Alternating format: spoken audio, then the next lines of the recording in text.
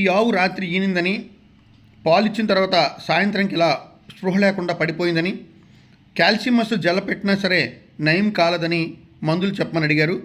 నేను వెంటనే మైఫెక్స్ ఐవి పెట్టి నాకు వీడియో పెట్టమని అడిగాను. మైఫెక్స్ పెట్టిన 5 నిమిషాల్లో ఈ ఆవు ఎలా నిల్చుందో చూడండి. దీనికి కారణం ఏంటంటే అధిక పాల దిగుబడి ఇచ్చే పశువుల్లో వచ్చే కాల్షియం డెఫిషియన్సీ. మరి కాల్షియం జెల్ పెట్టారు కదా, ఎందుకు మరి ఇది లేవలేదు, మైఫెక్స్ పెడితేనే ఎందుకు లేచింది అని మీ అనుమానం కదా. ఈ కాల్షియం జెల్స్ చికిత్సకు పనికిరావు, నివారణకు మాత్రమే. అంటే ముందుగానే ఈ కాల్షియం మస్ట్ కానీ విబ్రికాల్ జెల్ వంటి ట్యూబులు పెట్టినట్లయితే కాల్షియం లోపం రాకుండా కాపాడుతాయే తప్ప ఇవి చికిత్సకి ఉపయోగపడవు.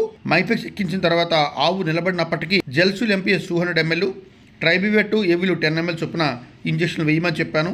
మళ్ళీ మరుసటి రోజు పాలు తీసిన తర్వాత మళ్ళీ ఒక కాల్షియం జెల్ అంటే కాల్షియం మస్ట్ కానీ విబ్రికాల్ జెల్ కానీ ఒక ట్యూబు పట్టమని చెప్పాను. ఎందుకంటే మళ్ళీ ఈ కాల్షియం లోపం వచ్చి పడిపోయే అవకాశం ఉంటుంది కాబట్టి లోపం రాకుండా నివారణ కోసం ఈ కాల్షియం జెల్ పట్టమని చెప్పాను.